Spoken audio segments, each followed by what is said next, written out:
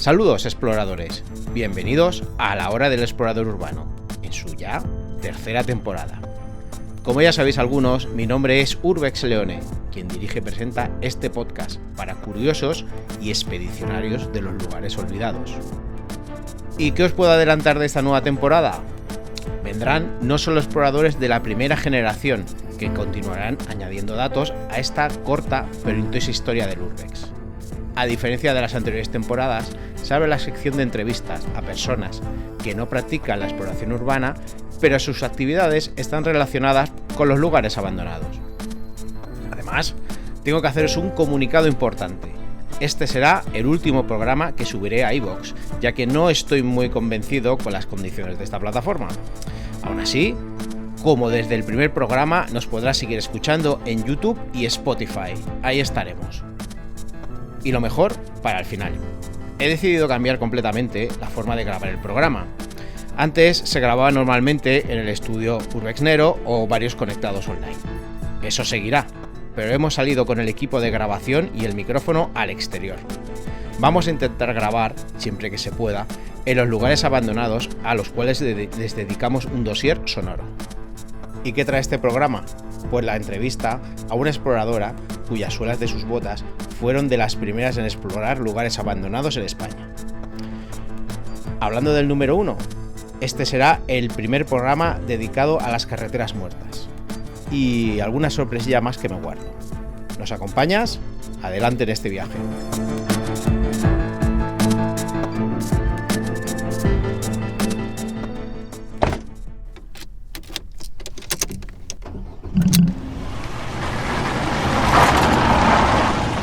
Vamos a hablar de un viaje al olvido que hicimos, Patrimonio Abandonado del Sur, y un servidor, Urbex Leone, a la que fue una de las principales arterias de comunicación entre las dos ciudades más grandes de la provincia, Alicante y Elche. Es un trazado que no llega a los 4 kilómetros en la carretera más larga de España, la N340. En esos pocos kilómetros nos adentramos en un paisaje agonizante y olvidado. La N340 une Cádiz con Barcelona, con un trazado de casi 1.250 kilómetros. Como he comentado antes, es la carretera más larga de España. ¿Qué otros rincones abandonados se esconde? Esperamos poder descubrirlos. Bueno, pues comenzamos nuestro recorrido por este tramo de carretera semi-abandonada en Alicante, acompañados de Patrimonio Abandonado del Sur de Alicante con Antero. ¿Qué tal, Antero? Hola. Y bueno, nos ha comenzado trayendo a un sitio un poco curioso, ¿cómo lo describiría? Es como un parking gigante. ¿Qué nos puedes decir sobre el lugar, Antero? Pues realmente sabemos poco de él, ¿no? Porque esto se hizo temporalmente y aquí se ha quedado, es lo que vemos. Es prácticamente pues ruinas, un descampado y unas peanas que asentaban unos contenedores a modo de vivienda. Torres de luz, instalaciones de telecomunicaciones y poco más. Creemos que se hizo para Ocean Race y aquí quedó toda esta infraestructura pues abandonada y a merced de los vándalos y los vertidos ilegales. Es como una entrada a un parking que la verdad es que cabían bastantes vehículos. Está el interfono, varios interfonos, queda alguno todavía bien. La carretera la han cortado, o sea que es un tramo de carretera muerto.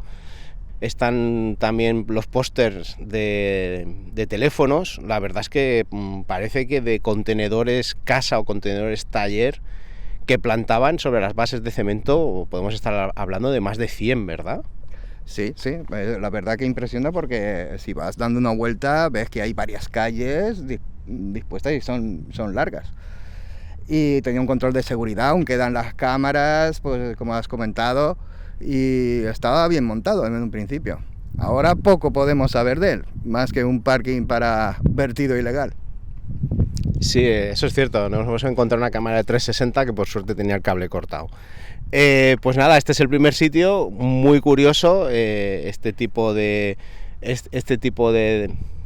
lugar abandonado reciente, pues un abandono reciente por así decirlo, de ostentación para un evento que hubo aquí deportivo, la Ocean Volvo Race, y que, bueno, pues se ve que como sobraba el dinero se hizo y no se le ha dado ningún segundo uso, y eso que está también cerca de lo que es el distrito digital.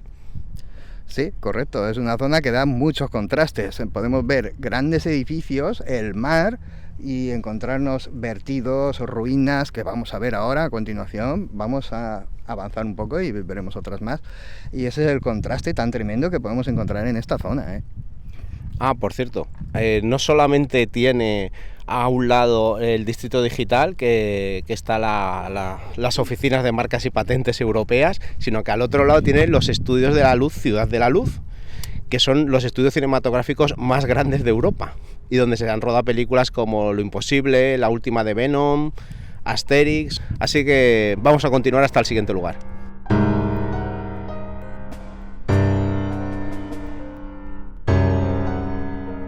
Vuelve una sección muy apreciada por los oyentes, como nos habéis hecho saber en vuestros mensajes. Es nuestro repaso a la historia del Urbex en varios países. Muchos os habréis preguntado cómo era posible que no hubiéramos hablado todavía de Francia, el primer país donde posiblemente se comenzara a practicar el Urbex. El motivo es querer documentar lo mejor posible la afición en el país galo con este pequeño resumen que os hemos preparado. ¿Por qué decimos el primer país? Por Philibert Aspairt, seguramente el primer explorador urbano de la historia, quien desapareció durante 11 años cuando se encontraba explorando las catacumbas de París. Aprovechando su trabajo en un hospital durante la convulsa Revolución Francesa, en el año 1793, accedió a las catacumbas por un patio del recinto hospitalario. En 1804 fue localizado su cadáver, y allí mismo, en una zona en la que la actualidad es restringida, se colocó una lápida en su honor. Existen referencias en los años 80 del siglo pasado, a las que los expedicionarios de las ruinas de París y sus alrededores llamarán a su afición exploración urbana.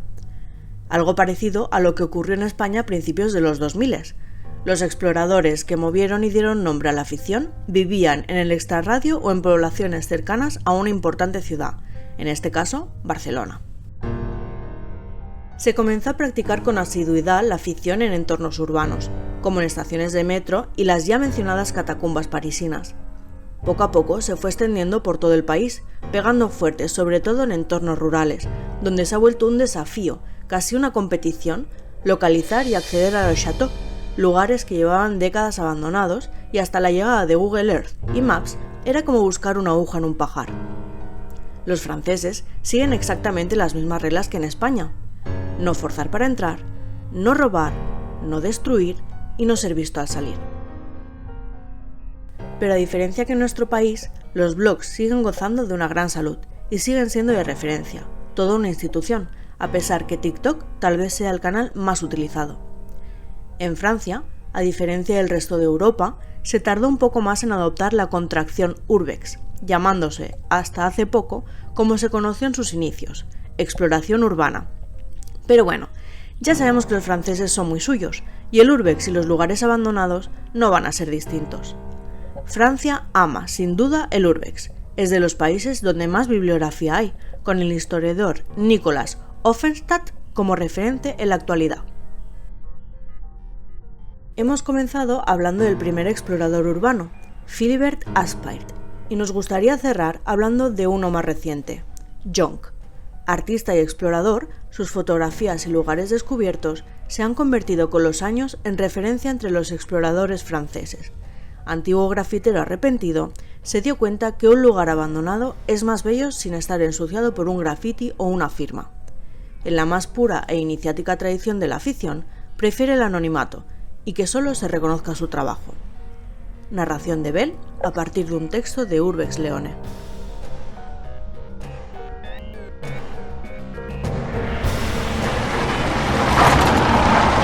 Estamos ya en el segundo punto en nuestro camino por las carreteras muertas. Es cierto que hemos hecho un break porque este tramo de la Nacional es el nuevo, que aquí sí que se circula, pero este edificio vale muchísimo la pena hablar de él, que es un antiguo casa cuartel de Carabineros y de la Guardia Civil.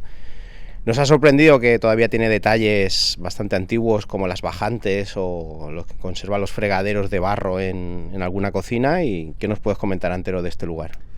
Pues en principio este lugar pues ha adornado durante más de 100 años la carretera, la Nacional 332.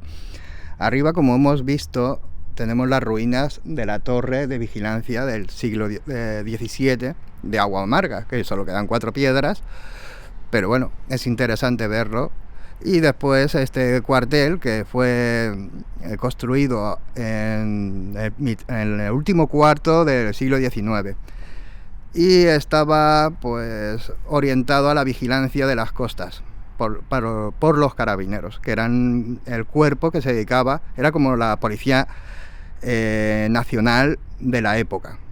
Y ya que esta zona era propensa a tener mucho contrabando, pues por eso se instaló aquí este cuartel. El cuartel, después de la Guerra Civil, pasó a ser de la Guardia Civil, porque el cuerpo de carabineros desapareció. Y en la posguerra, pues aquí vivían unas familias y nada, pasaban aquí, parece, por los relatos que hay, bastante hambre, que tenían que comer pescando ahí en la playa, porque tenían lo justo y no tenían ni vehículo para ir a Alicante, iban andando. Y ya pues se abandona y se queda abandonado hasta nuestros días. Se ha tapiado, está cerrado.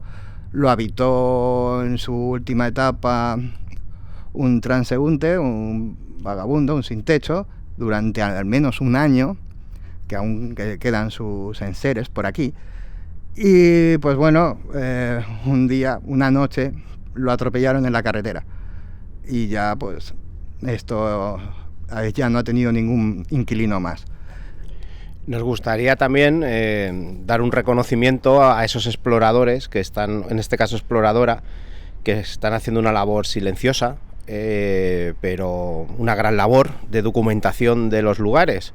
Yo la verdad es que reconozco que no conocía a esta chica, me ha hablado entero de ella a propósito de este cuartel. ¿Y qué nos puedes contar de esta exploradora? ¿Cómo se llama?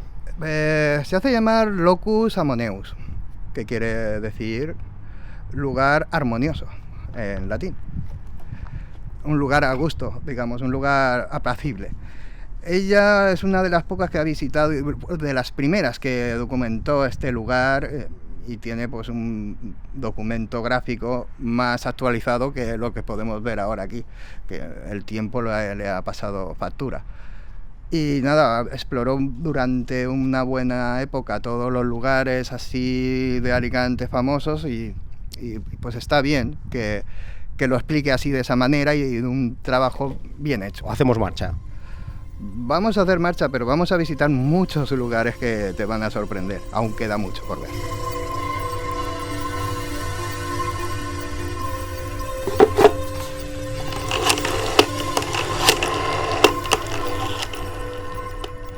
Pues ha llegado el momento de la entrevista y hoy tenemos el placer de hablar con uno de esos exploradores que comenzó su actividad en los inicios de la afición en España. No estuvo mucho tiempo, pero todos guardamos un grato cariño de él. ¿Qué tal, Bengo? ¿Qué tal? Bienvenido a la hora del explorador urbano. Hola, muchas gracias por pensar en mí, por acordarte. Yo soy... Actualmente soy la Bengo.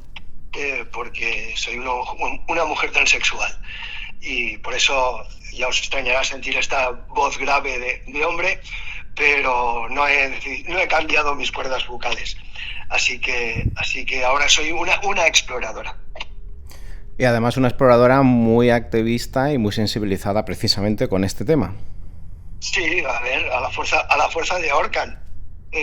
Mis derechos como mujer trans me los he tenido que ganar y dar muchas charlas y muchas conferencias para que la gente entienda que no es una broma, ni un juego, ni una perversión, que alguien decida que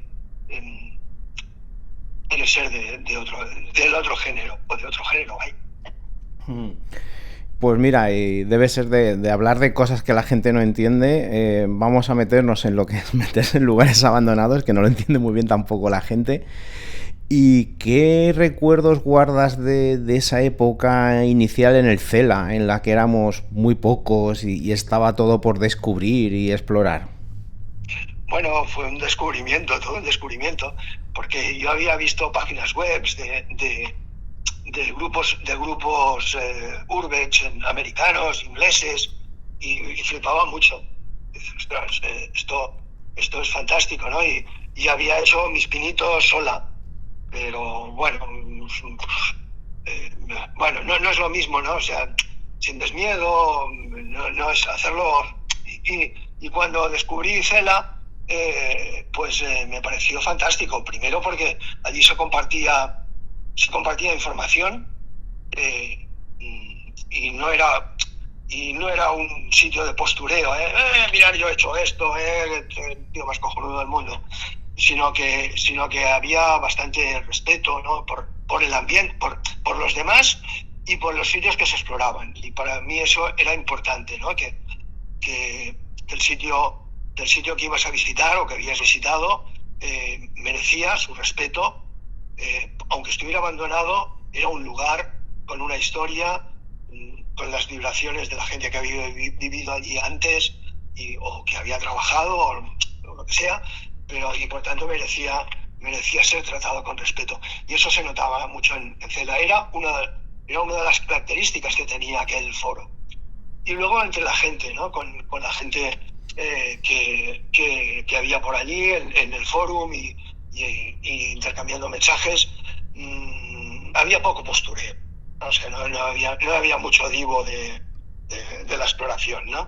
Y bueno, sí que al principio pues pones cosas, intentas integrarte en algún círculo y bueno, la gente pone un poco de barrera, ¿no? Pero bueno, yo creo que me acogieron bastante deprisa, con bastante celeridad, y me integré bastante bien en aquel colectivo. Y luego ya cuando las primeras quedadas y con la gente de Cela, pues me lo pasé muy bien. Fue una época muy divertida. Porque hay que decir que tu especialidad es el tema subterráneo y el tema infiltración, ¿verdad? Sí, sobre todo el mundo subterráneo, porque mi gran pasión en la vida es la espeleología. Y yo vengo del mundo de la espeleología y me interesa todo lo que sea subterráneo, bien sea natural, cuevas, simas, cavernas, como los subterráneos artificiales hechos por la mano del hombre. Refugios, minas, cloacas, todo tipo de túneles subterráneos. Sí, recuerdo que yo ya te tenía mucho aprecio precisamente por eso, porque nosotros, yo de hecho a ellos los conocí adentrándonos en unas minas y en unas instalaciones subterráneas ahí en Tripollet. Y tú, por ejemplo, ¿de cuál es el sitio subterráneo que has explorado del que guardas mejor recuerdo? Mira, las baterías de artillería de costa,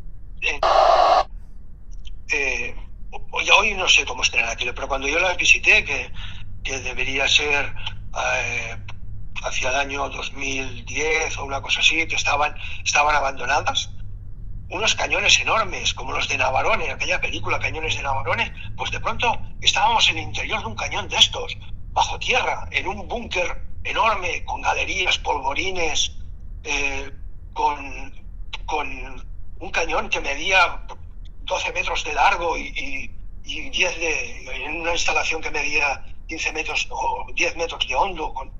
Bueno, aquello era espectacular y que todavía se conservaba, ¿no? O sea, los chatarreros aún no se lo habían llevado todo y todavía podías ver los raíles, las vagonetas con que transportaban la munición, los tornos, los aparatos, los polipastros, el sistema de puntería, los emplazamientos de telemetría. Estaba toda la instalación allí en la costa alrededor del puerto y de la base naval eran las instalaciones artilleras que habían defendido la base naval hasta los años 70, y todavía estaban allí abandonadas. El ejército no se preocupaba por ellas y tuvimos una semana recorriendo aquellos cañones arriba para abajo, y me impresionó mucho. Porque claro, tú ya tenías formación, tú me imagino que como todos nosotros pues empezaste en un club de montaña y ya tenías cierta experiencia, cierta formación en espeleología. Sí, y tanto. Sí, yo empecé haciendo espeleología a los 16 años en un centro excursionista de Barcelona y toda la vida, yendo a las cuevas y así cada domingo con los colegas, la mochila, el casco, el carburero y una cuerda y para abajo y para la cima. Sí. De hecho, mi tradición era esta, ¿no? Y un poco empecé en el mundo de la espeleología a finales de siglo. Se empezó a descubrir sobre todo las minas de agua y minas de mineral, de hierro, de carbón, y esa caverna artificial se convirtió también en un lugar de visita para los espeleólogos. Lo que pasa es que yo empecé a ampliarlo más allá, no solamente las minas, sino que además cualquier otro subterráneo que hubiera bajo tierra. Y en el Turó de Montcada, en Barcelona, estaban los restos de la antigua fábrica de cemento. Y luego descubrimos que había toda una red de búnkers a lo largo de la costa y los emplazamientos de artillería de costa y luego, por ejemplo, dentro de la ciudad, en Barcelona, durante la Guerra Civil, los vecinos excavaban debajo de su casa, refugios antiaéreos y mi barrio estaba lleno de esos pequeños refugios ciudadanos, ¿no? Y descubrir ese mundo y poder explorarlo, pues fue un gran descubrimiento realmente. A mí me cautivó mucho. Porque ¿cuántos años estuviste dedicándote o en activo en la exploración urbana? Desde el 2004 que empecé a visitar. Bueno, quizá no, 2002, he empezado encontrando fotos más antiguas, del 2002 o así, que empecé a visitar esos refugios antiaéreos de la Guerra Civil en San Andreu de Paloma, en mi barrio, túneles, un túnel de la Renfe bajo la avenida Meridiana, minas de agua en Collserola, etcétera. Empecé por eso 2002, 2004 y pues eso no sé si fue hacia el 2006 o así que conocí Cela. Por eso las fechas me bailan un poco por la cabeza porque por eso perdí también parte de mi archivo fotográfico en un disco duro que se estropeó, etcétera. Y por tanto poner fechas me cuesta un poco, ¿no? Pero yo empecé en el mundo eso de lo que yo llamaría espeleología urbana. Luego la infiltración y Urbex ya fue con el Cela y sobre todo con la infiltración. O sea, me acuerdo con eso, una salida con Cela visitando fábricas abandonadas en un polígono, saltando las alarmas de la fábrica que no estaba tan abandonada como creíamos, cosas así. Fue breve, pero intenso por lo que veo. ¿Qué recuerdos guardas de esa época? Me ha gustado cómo lo has definido, espeleólogo urbano en el Cela.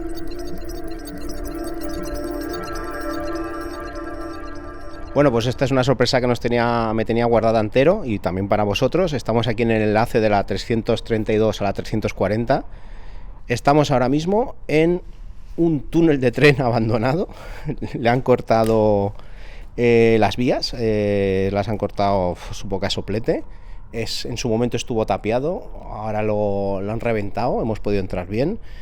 Y bueno, no está realmente abandonado del todo porque hay un señor que no hemos querido molestarlo, que está entre los escombros de la otra boca que han tapiado directamente.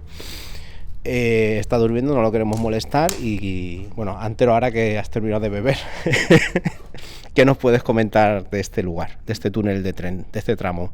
Bueno, era un ramal, realmente lo que estamos viendo. Este ramal enlazaba la línea Alicante-Elche con la fábrica del aluminio, Inespal, y tenía una longitud de 1,5 kilómetros. Tenía este túnel de 100 metros, que vemos que la entrada estaba, como bien has dicho, estaba tapada, pero está ahora abierta, pero el lado norte está totalmente sellado. Allí pues había una trinchera de tierra y seguía un puente y entraba a la factoría.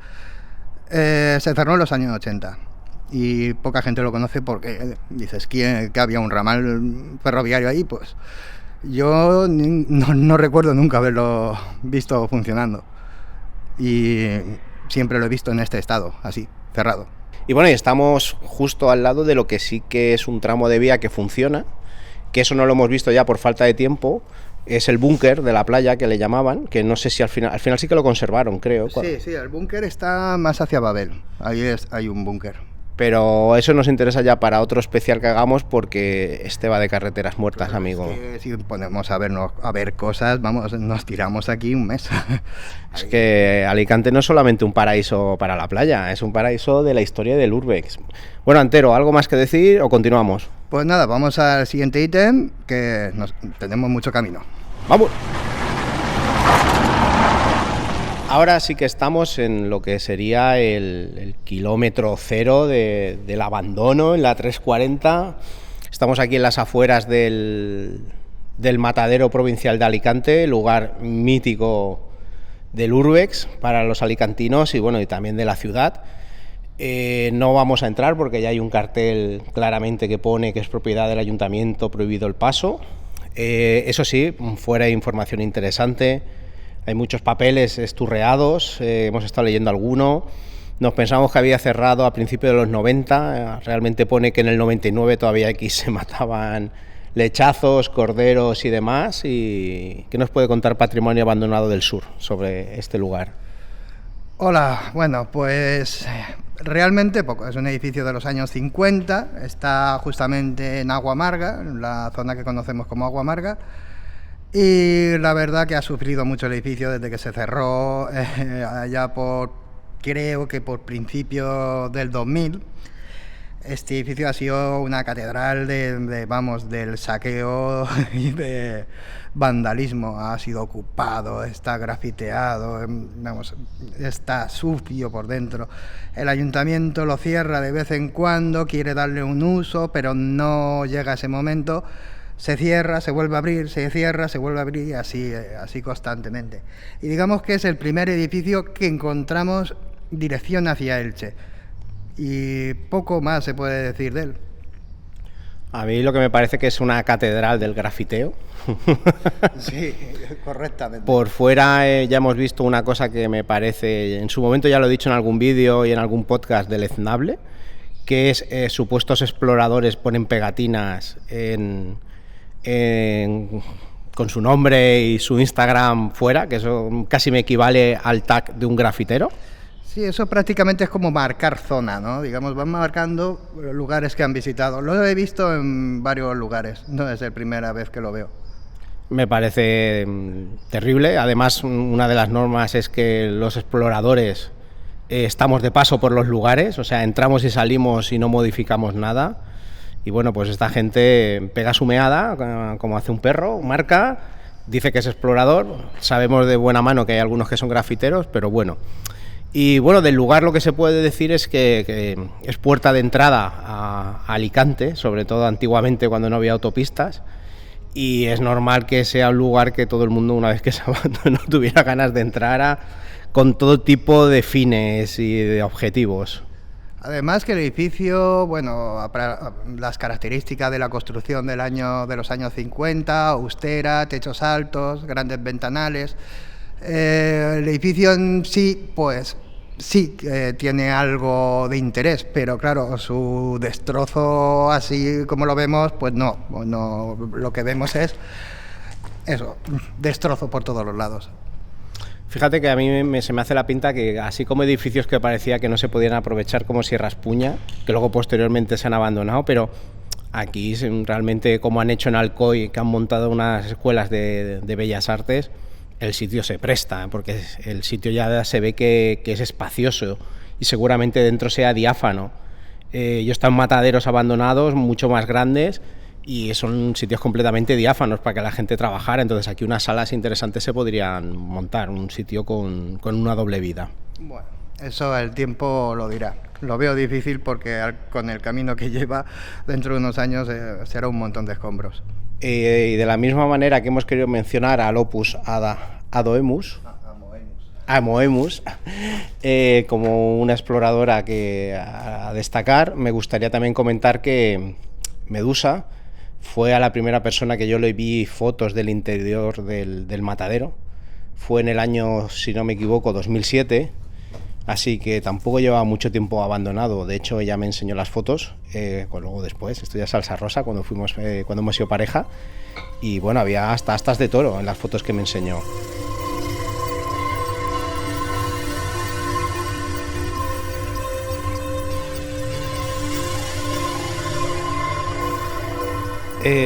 Bueno, fue breve, pero intenso por lo que veo.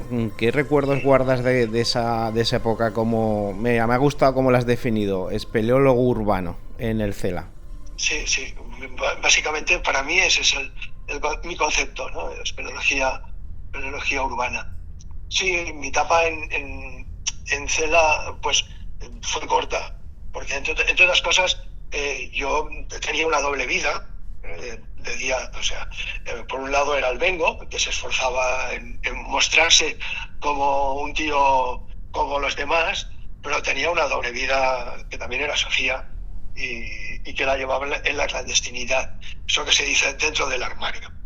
Y un poco al final de esta etapa, hacia el 2010, yo tengo una crisis personal, ya no puedo llevar esa doble vida, eso es insostenible.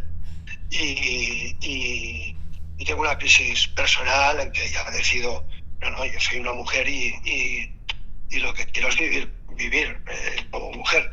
Y bueno, y mando al garete al Bengo, masculino. Y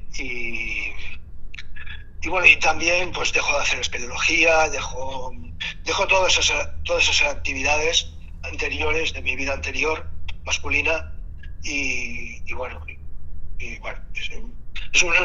una etapa bastante caótica. El 2012, 2013, 2014 mi vida es un poco caótica y se acaban ahí mis aventuras tanto espeleológicas como urbanas, y no es hasta bastantes años más tarde que vuelvo a reemprender con la espeleología clásica de montaña. Porque tú para lo que es la espeleología urbana, ¿seguías algún tipo de metodología? ¿O aplicabas sencillamente la que se utiliza en la espeleología tradicional? Bueno, sí, utilizaba los mismos criterios que con la espeleología de montaña, ¿no? Por así decirlo. No me hacían falta las técnicas de exploración, de usar cuerdas y anclajes y esos métodos no hacían falta porque no habían ríos subterráneos, no habían grandes pozos que bajar, ni escalar, ni nada. O sea, pero sí que, por ejemplo, utilicé los métodos de topografía que se emplean en espeleología para levantar el plano de los subterráneos. Evidentemente allí dentro no podías utilizar el GPS, tenías que usar una brújula y una cinta métrica para levantar el plano. Utilicé las técnicas con que levantábamos los planos de las cuevas. En aquellas épocas yo tenía un blog, tenía una página web que se llamaba Underground Sites, y no solamente publicaba las fotos de los lugares que visitaba, sino también el plano. Para mí era importante dejar constancia de cómo era sobre el papel. Lo mismo que un piso, ¿no? Tú puedes hacer tú compras un piso y te hacen un reportaje. ¿Será así o no? Ves las fotos del piso, pero luego tienes el plano de tu piso para saber los metros cuadrados, la orientación de las habitaciones, etcétera, etcétera. Pues con las cuevas y los subterráneos yo consideraba que la información que se había de transmitir era esta. Las fotos, la descripción, si la galería es ancha, si es estrecha, si es de tantos metros de alto, por tantos de largo, si la pendiente es de tantos grados, si va hacia el norte o hacia el sur, y el plano. Eso es lo que se hace en espeleología cuando descubres una cueva y por primera vez y la exploras y la das a conocer a todo el colectivo espeleológico. Publicas la descripción, las fotos y el plano. Pues con la espeleología urbana yo hacía igual. ¿Y cómo hacíais? Porque ¿cómo hacíais para enteraros de pues, lo que me has comentado en la Meridiana o en Collserola, las minas de agua, la Meridiana, el trazado del tren? ¿Cómo hacéis para enteraros de todos esos sitios? Porque además es que están ocultos. Si no te metes bajo tierra, no sabes su existencia. Ya, pues mira, a base de relacionarte mucho con gente que tenga información. Por ejemplo, lo que hace por mí con los refugios antiaéreos de San Andreu o ese túnel de Renfe de la Meridiana, que por cierto hoy en día ya hay cámaras, está mucho más difícil de entrar, porque en aquel momento era un agujero en la tapia, hoy en día está vallado y lleno de cámaras de seguridad. O las minas de Toló, pues por ejemplo yo me dirigía al archivo histórico de Nou Barris, y allí hay gente que su pasión es la arqueología, es la historia del barrio, y que tienen un conocimiento del territorio, que se han pateado las calles, los alrededores del barrio, que han hablado con los vecinos de la primera generación, con el abuelo de tal casa que sabía, que le han dicho que eso, el tío Quimet, que sabe que allí hay, Sí. pues se iban y se pateaban el territorio y lo conocían. Y bueno, yo iba allí, hablaba con ellos, les mostraba mis proyectos y me acababan acompañando en los sitios. Visité el archivo histórico de Nou Barris, el archivo histórico de Sant Andreu. Me leí una docena de libros de libros antiguos, de historia del siglo XIX, de las masías de Sant Andreu, porque encontré que hablaban de la mina de agua que había hecho el payés de Can Dragó, por ejemplo, ¿no? Y toda esa información pues la vas recopilando, poniendo sobre planos, sobre el callejero, y luego pues pateando mucho. Dices, bueno, esto tiene que estar por aquí. Pues una tarde pasada entera dando vueltas por Collserola, por alrededor de la frontera de Barcelona, donde estaba la entrada de la cloaca de aguas pluviales, aquella hasta que la encontraba. Así un poco.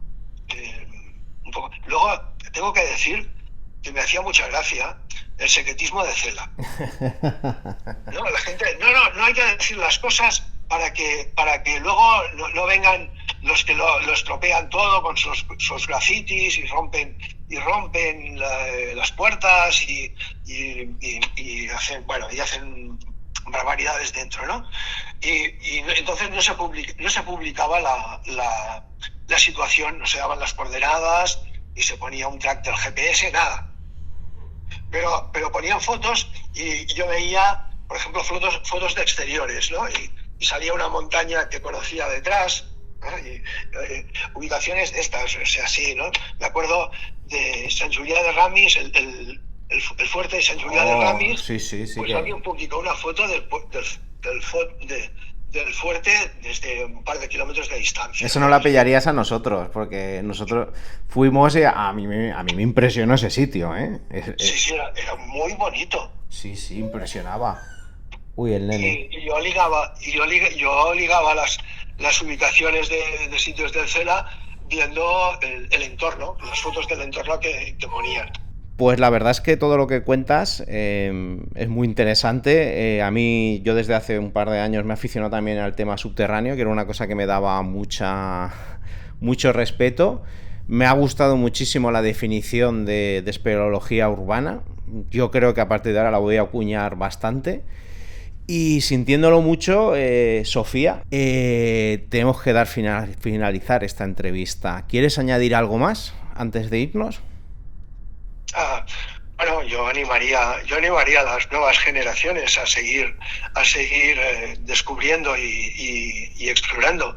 Y sobre todo me gustaría reivindicar la memoria del CELA, del Club de Exploradores de Lugares Abandonados, como uno de los puntos de inicio de este afición, deporte, bueno, llámalo como quieras. Creo que es importante decir que esa gente que tuvo la genial idea de montar aquella página web, aquel foro, merecen ser reivindicados para la posteridad. Pues vengo, espero verte en un lugar abandonado. Y sabes que tienes las puertas abiertas de este podcast siempre que quieras. Muchas gracias. Fuerte abrazo. Igualmente, besos.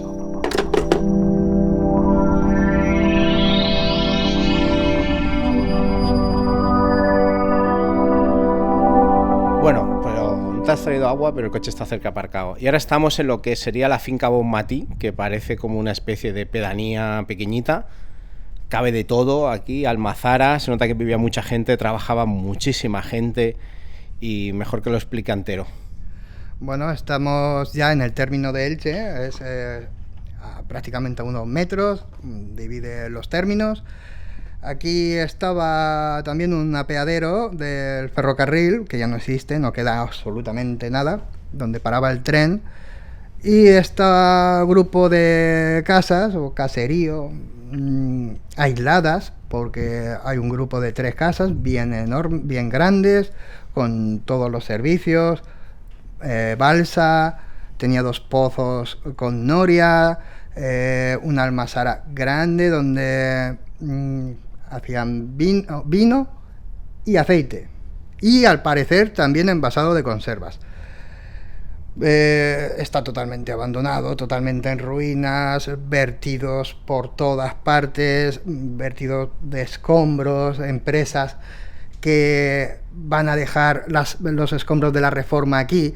Desde aquí, pues, un pequeño llamamiento a esos que contratan una reforma en el hogar: por favor, asegurarse dónde van los residuos. Después aparecen por todos los lados. No cuesta nada ir a un punto limpio y tirarlo.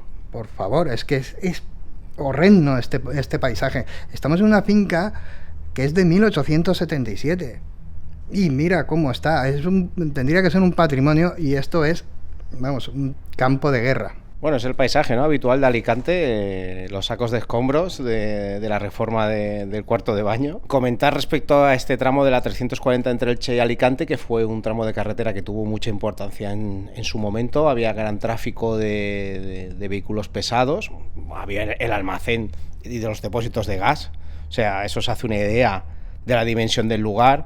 Estaba el matadero provincial de Alicante y, claro, alrededor de ello pues había mucho negocio, había mucho bar, había hostal, todo eso cerró, ya no existe nada, está destruido, tirado abajo. Queda algún bar, pero es más para una especie de urbanización que han hecho como semi de lujo, que también es una cosa muy rara tener esa urbanización enfrente del edificio abandonado del matadero. Pero, ¿qué nos puedes comentar de la leyenda negra que, según algunos exploradores, hay alrededor de la finca Bonmatí? ¿Tú estás de acuerdo con ella? ¿Has encontrado evidencias? Vamos a ver, todo lo que se ha contado de que se ha encontrado aquí, pues mira, yo no he encontrado nada, absolutamente nada. Mira que he buscado, he preguntado a personas próximas al ayuntamiento y nada. Me dicen que aquí no tienen constancia de que se haya encontrado ningún cuerpo ni nada por el estilo. Se valló porque representaba un peligro lo que es la propia vivienda, y los pozos se cerraron por una normativa del ayuntamiento que hizo cerrar todos los pozos abiertos que habían en el término, y poquito a poquito se fueron cerrando. ¿Y qué eso pasó? Uno lo dice, no lo sé. que por lo menos saquen la fuente de donde lo han sacado, que es lo normal. Cuando si dices algo o afirmas algo, la fuente es importante porque te da credibilidad. Bueno, estamos comentando que nos han comentado un par de exploradores que aquí se encontraron 2 cadáveres, que se cree que pudo ser de un ajuste de cuentas, pero claro, no han aparecido noticias, no han aparecido fuentes. Vamos a ver, Anteros enjuagado la boca, a ver. El tema es que sí que vivió durante una larga temporada, que hemos visto algo, un ocupa, pero igual que vino, igual se fue, desapareció y ya está. Pero esas cosas pues pasan, pero de ahí a que aquí se han realizado asesinatos, yo qué sé, pues oye, algún rastro tiene que dejar, lógicamente. Ahí dejamos nuestra opinión. Montamos en el coche y continuamos por estos pocos kilómetros de locura de Nacional, donde cabe absolutamente todo abandonado. Bueno, pues estamos con Diesel en un lugar inmejorable, que es un concesionario de coches, que es donde nos va a contar sus magníficas y muy de referencia historias de carretera, ya que se empezaron a publicar antes de ni siquiera de que hubiera blogs que se dedicaran al Urbex o foros como el Cela, ya que su primer sitio de alojamiento fue en Forocoches. Historias de carretera. ¿Cuántos años llevas dedicándote a las historias de carretera? Pues prácticamente desde que empecé con el Urbex, en el 2004-2005. El tema de historias de carretera se hizo porque, como el tema del Urbex empezaba a haber un auge y mucha gente se metía con el Urbex, ¿vale? Empezaba a hacer Urbex, dije, ostras, quiero hacer algo distinto, y por eso creé historias de carretera, porque la carretera tenía muchas cosas también abandonadas, ¿vale? Restaurantes, hoteles, incluso cruces en la carretera, hay cruces de gente que murió, y yo quería también hacer esa parte, la parte de las carreteras, y allí nació un poco el tema de historias de carretera, aparte que yo me he criado siempre en la carretera. En tus reports aparecen muchos tramos de carretera abandonados, paralelos a la nueva carretera. ¿Por qué crees que se merecen un report? Porque en esas carreteras viejas pasamos todos, ¿vale? Pasamos desde nuestros abuelos, a nuestros padres, a nosotros, y son tramos de carretera que han estado ahí, hemos circulado por ellos, hemos parado alguna vez en algún bar a tomar algo, en algún bar de carretera que ya no está, y sobre todo la nostalgia de decir, ostras, yo por aquí he pasado, ¿vale? Aquí pasaban muchos coches y ya no pasan coches, porque ahora pasan por la nueva carretera. Entonces, esos tramos olvidados, yo quise recordarlos de alguna manera. Por eso tengo pues muchos tramos abandonados que tengo fotografiados y gente incluso que entrevisto para que me cuenten cómo era su vida en la carretera pasando por esos tramos. ¿Qué edificios sueles encontrar en las carreteras abandonadas? ¿Y guardas alguna anécdota de ellos? Restaurantes.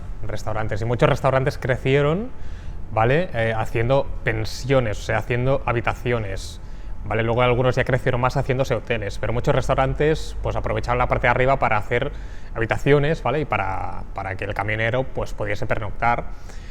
Anécdotas, yo recuerdo una de un señor que vive actualmente en un hostal abandonado, con permiso del dueño, y cuando yo paso por el tramo abandonado paso a ver a este señor, paso a verlo, de hecho me ha invitado a algún café alguna vez, y es una anécdota que sigue vigente porque el señor vive ahí todavía en ese hostal abandonado. Coincidiendo con las épocas de sequía, circulas por carreteras que suelen estar bajo las aguas de los pantanos. ¿Qué sueles encontrar en esos lugares donde hubo agua? Vale, lo que hacen es tirar todos los edificios siempre para que la gente no se meta una vez baje el agua. Entonces me he metido por carreteras en pantanos, ¿vale? Y realmente no hay nada. Sí que te encuentras a lo mejor algún vestigio, algún antiguo local, pero encuentras los tochos, o sea, no encuentras ni el techo. Entonces, por ejemplo, sí que hay una zona, allí en la zona del Berguedà, que lo que es el pantano de Cercs, todavía hay algún túnel del tren, y pasas por ahí, haces la foto y bueno, es lo único que queda, porque queda alguna casa, pero ya digo, cuando hacen un pantano que se va a cargar la carretera y todo, previamente tiran las casas para que la gente no se meta. Pero básicamente está todo vacío, o sea, en una carretera en un pantano está completamente vacía. Me imagino que las viejas señales y carteles en desuso te ayudan a viajar al pasado. Estas viejas señales empiezan a llevárselas. Yo creo que ya no son los chatarreros, sino aficionados al mundo del motor, que saben que estas señales, a ver, quizá no tienen ningún valor, pero sí tienen un valor sentimental. Entonces me encuentro que muchas señales que hace 10 años estaban, hoy ya no están. Y ya digo, no creo que sea un tema de chatarreros, yo creo que es un tema de nostálgicos que se las llevan. Y aparte otras señales pues sí que se han perdido porque algunas señales viejas las aprovechan para hacer disparos, ¿vale? Cazadores pues para apuntar con la escopeta y disparar, eso también pasa. Has tocado en tus repos accidentes famosos, como el del niño de Somosierra. ¿Qué nos puedes decir del que estás trabajando ahora, la tragedia de Josué? A ver, Josué, el problema es que me queda lejos. Claro, yo estoy en Barcelona y él está en la zona de Mieres, o sea, en la otra punta de España. Entonces yo, Josué, he hablado con él personalmente, por teléfono. Y me sabe mal porque yo había hecho Puerto Pajares, que es la zona donde hubo el accidente de Josué, donde Josué perdió a sus padres, ¿vale? Y yo Puerto Pajares lo había hecho. Yo había bajado a los barrancos de Puerto Pajares. Lo que pasa, claro, yo no sabía que había habido ese accidente. Josué tuvo un accidente con sus padres, donde ellos murieron, y Josué se quedó dentro del coche viendo cómo sus padres morían. Eso pasó en un Renault 12. Yo he bajado a Puerto Pajares, a los barrancos, y no he visto ningún Renault 12, ¿vale? Tampoco lo buscaba porque no conocía la historia en su momento, pero sí que quiero hacer esta historia, quiero bajar al barranco, quiero ver el coche porque seguramente está allí, y quiero hablar con Josué personalmente, quiero conocerlo porque me impactó su historia. Sobre todo cuando dijo que él esto ya lo tenía superado porque le pasó de pequeño y a día de hoy tiene el tema superado. Pero claro, a mí me parece terrible la historia de un niño que se accidentó con sus padres, que los vio morir dentro del coche y él sobrevivió. Entonces esta historia me impacta mucho y yo quiero conocer a Josué personalmente por eso, entre otras cosas para felicitarle por su valentía. Y es una historia que ahora mismo la tengo ahí aparcada, pero que más adelante quiero hacerla. De vehículos despeñados, ¿cuál es el que más te impactó? A mí, sin duda, la motoniveladora. A ver, la motoniveladora, lo que fue... El problema fue encontrarlo, porque costó mucho. Me dijeron dónde estaba más o menos y pude verlo a través de la estancia, ¿vale? Lo encontré de casualidad un poco a través de pararme en el monte, mirar bien y ver que había una cosa en el monte, había un puntito que era muy extraño y lo encontré por eso. Pero yo había ido a ver esa motoniveladora hace 2-3 años y no había manera. Al final lo encontré y se pudo hacer el reportaje. Y el reportaje más me impactó, a ver, de coches en barrancos, no sabría decirte, porque hay varias historias trágicas, desde un BMW al fondo de un pantano, que lo encontré cuando fui a mirar desde lo alto de la carretera, miré el pantano y me encontré el coche abajo que estaba medio enterrado en el agua. Y la otra historia, la de un Seat Ibiza que había en un barranco, que cuando bajé a verlo, más adelante había un Seat Málaga. Y la historia del Seat Málaga era de una chica que había desaparecido y la encontraron al cabo de 3 días en ese Seat Málaga que no se veía desde arriba de la carretera. La encontré de casualidad, porque iba a ver al Seat Ibiza y encontré el Seat Málaga. Y entonces pues me contaron la historia de que ese Seat Málaga era de una chica que estuvo 3 días desaparecida y la encontraron muerta allí dentro del coche, al fondo del barranco. Luego también otra historia en Puerto Pajares, que está la del camión, un camión que había allí, que estuvo 7-8 años creo, un Volvo F12, que el propietario creo que se jubilaba esa semana, se paró porque el camión no iba bien, se desfrenó y el camión cayó barranco abajo con el propietario dentro y el propietario murió y le faltaba eso, nada, una semana para jubilarse. Esa historia también es muy impactante. Incluso estás trabajando en los antiguos caminos de contrabando. ¿Qué nos puedes contar? A ver, el problema del contrabando es que tiene muchas rutas. Todo el mundo conoce, o todo aficionado conoce la ruta del contrabando, que es de la zona pues de el Port de Cabús, que sube hasta Andorra, pero luego también hay muchas más rutas, hay muchísimas rutas, ¿vale? Porque el contrabandista pues escapaba y se metía por una serie de rutas. Entonces la ruta del contrabando es una ruta que yo todavía no conozco porque tiene muchas rutas, pero que espero conocerlas algún día y poder contar alguna historia más. De momento del contrabando tengo pocas historias. ¿Quieres añadir alguna consideración final? ¿En qué estás trabajando ahora mismo? Pues que ahora mismo estoy trabajando en una historia de un juez que lo encontraron al fondo de un barranco con el coche Y bueno, que cuando pueda la voy a hacer porque no tengo tiempo, pero voy trabajando en esta historia poco a poco. Y a ver, a la que tenga tiempo me voy a dedicar un poco a esta historia porque es muy interesante.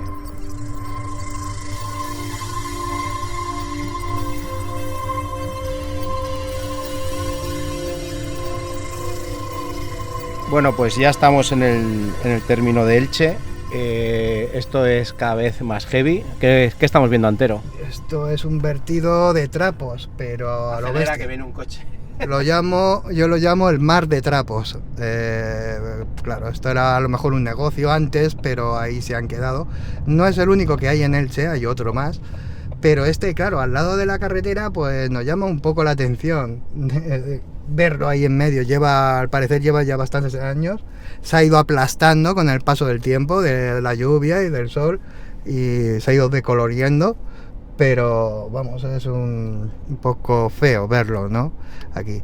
Después... Y bueno, estamos pasando ahora mismo, en muy pocos metros, está el vertido como dice Antero, del mar de trapos. Una especie de rastro, es un edificio abandonado, grafiteado, que era un antiguo rastro de venta de coches. Y nada, a 25 metros una gasolinera, también abandonada, no le queda nada, el techo y un poco de parte de lo que es la estructura. ¿Qué nos puedes decir? Esta gasolinera yo no recuerdo haberla visto nunca funcionando, siempre la he visto en ese estado, es decir, un techo y escombros alrededor. Seguido, como vemos, es el monte de escombros. Esto está dentro de una especie de polígono privado. Esos escombros llevan muchos años ahí y están rodeados como vimos, de arbolado. Pero también es un paisaje un poco pues feo, dantesco, de decir, pero ¿qué hay ahí? ¿Por qué han echado eso ahí? Y en fin, después vemos la cantera, la báscula de la cantera, que está totalmente destruida. Bueno, si vemos a Nosferatu grafiteado, que le da un poco de algo curioso. Bueno, y aquí tenemos un taller de camiones de la cantera, que es el edificio, sí. Está el taller de camiones, que está ahí en lo alto, que nada, está destruido. Pero bueno, ahí está. Mira, estamos pasando por delante de la báscula. Y la cantera se ve ahora, la estamos viendo lo que queda de la cantera a continuación. La montaña tiene un buen tajo. Debemos decir también que todas las empresas que no están abandonadas, la inmensa mayoría tienen el cartel de se vende o se alquila. Sí, hay muchas que se alquilan, es una zona que no, pues no sé, ya no tiene ese gancho comercial. La cantera, que pasamos la cantera y ya empezamos el término de Alicante seguido. Encontramos cosas muy raras, bueno, como hemos visto en los vertidos de abajo, aquí hay un vertido de motos robadas por una calle. Encontramos otro vertido de fotos de boda tiradas, sí, algo surrealista, pues bueno, vamos, un poco de todo, que no solamente escombros y muebles no, hay, digamos, desechos de otro tipo de negocios. Sí, es que como nosotros somos masocas y este tramo es muy corto, hemos hecho Alicante-Elche y ahora ya estamos volviendo Elche-Alicante. Bueno, pues nuestro viaje ya está llegando a su fin, ya hemos pasado por el último edificio que hemos considerado interesante, que es el antiguo aduana, que está completamente desmontada, donde Antero fue a dejar unos papeles una vez. Hace 20 años. Hace 20 años, y bueno, ha sido una pasada porque nada, en apenas 2 kilómetros, yo creo que no llega a 3, hemos encontrado una gran cantidad de historia, de lugares con historia y de abandono, con algo que contarnos increíble.